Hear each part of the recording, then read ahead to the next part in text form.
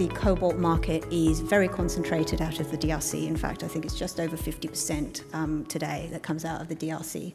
And from on-the-ground discussions with manufacturers, something we're increasingly hearing is what they're looking for is responsibly sourced, stable supply. And we believe we tick both of those boxes.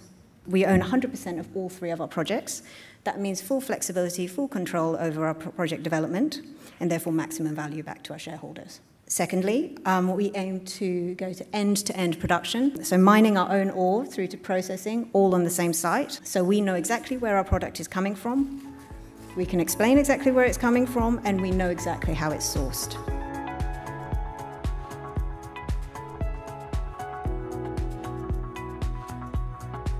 Scony is a brownfields project, less than 10 kilometres away from the local town of Greenvale.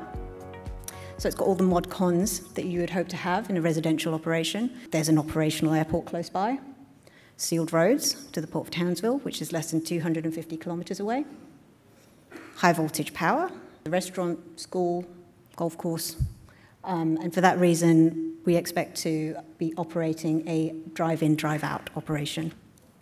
So we've got all the main things for us to be able to have a hub of operations locally and to be able to hit go.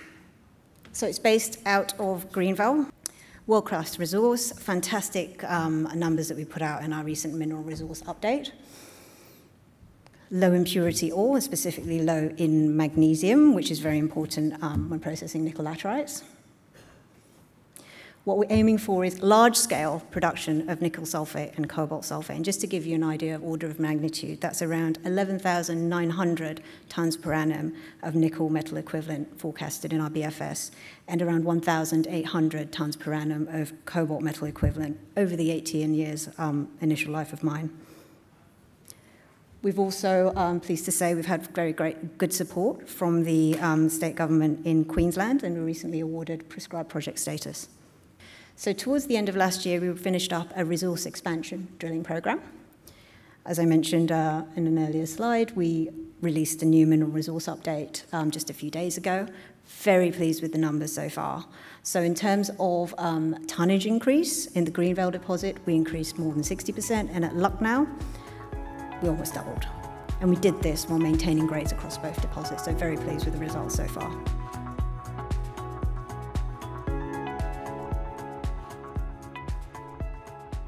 Why do we think that we can actually produce battery metals from ore at Scony? Well, the answer is quite simple. We have actually done it. So these pictures were actually taken from the demonstration plant that we've been operating alongside Simulus, which is just down the road in Welshpool. And you can see on the right-hand side, scandium oxide, cobalt sulfate, nickel sulfate. It's a simplified version of the flow sheet, but the four important parts to note would be there's high-pressure acid leach through an autoclave at the top part. And by the way, I would say that HPAR is the only hydrometallurgical process for nickel laterites that's been shown to work commercially. So this is all off-the-shelf, tried and tested technology that we've trialed, we know works.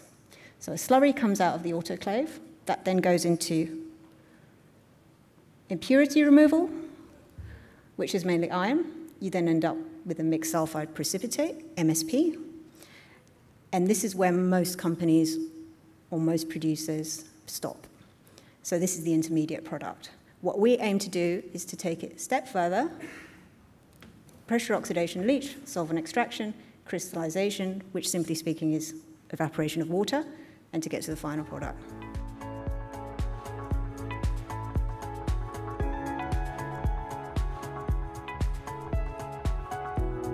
The discussion wouldn't be complete without talking about our other projects. So Flemington, similar ore body to Scony, cobalt-nickel-scandium, nickel laterite. New South Wales, we again own 100%.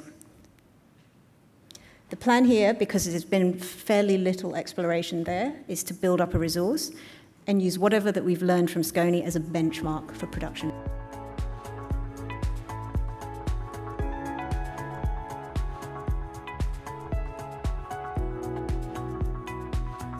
It's been a very eventful past 12 months for Australian mines, and we'd hope for even more exciting things to come over the next 12 months.